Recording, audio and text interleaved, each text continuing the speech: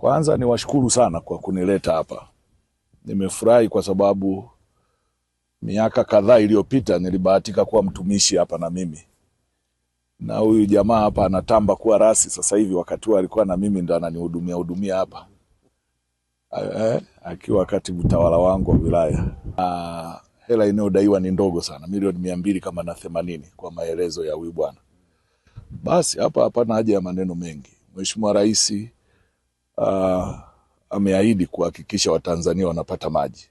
Na sisi wasaidizi wake kazi yetu ni kuhakikisha tunatimiza maelekezo ya rais na ya serikali na sio vinginevyo. Hamna haja ya maneno mengi. Mimi nitazungumza na waziri wa maji tukubaliane. Mheshimiwa Rais Daktari Samia Suluhu Hassan nipo nafasi hii ya waziri wa maji amenitaka kuhakikisha Watanzania wa mijini na vijijini wanapata maji wakiwemo wanatingatinga. Niahidi hizo milioni 280 tutazitoa zote. Mungu awafanyie wepesi, tupo pamoja. Acha niwapambanie kuhakikisha kwamba huu mradi unakamilika kwa wakati na wananchi hao waweze kupata huduma maji safi na salama. Mama Samia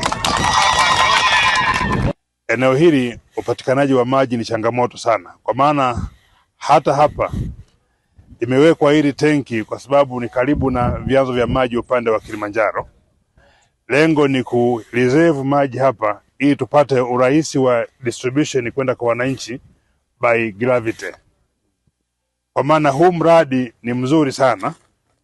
Kama ukikamilika na ukaanza kuleta tija kwa wananchi, utawanufaisha sana kwenye shughuli za kiuchumi na uzalishaji kwa wananchi.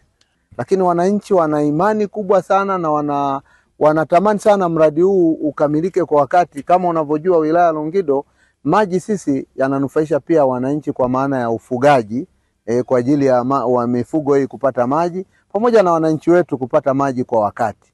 Kwa hiyo ujio wako ukiwa mlezi, waziri wa kilimo lakini ndio mlezi wa mkoa wetu wa Arusha, na imani utapata fursa ya kuzungumza na waziri wa maji na pengine katibu mkuu ndugu yetu Mwajuma, kuona namna nzuri ili fedha itiririke basi, kwa sababu mradi umekuwa muda mrefu.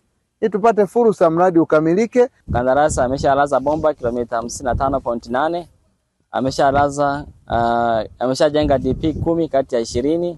Ameshajenga ketraf 2 kati ya 3. Ameshaanza kujenga jengo la Sibioso ambapo kwa sasa liko 10%. Jumla ya fedha ambazo alishapokea mpaka sasa ni shilingi milioni 422.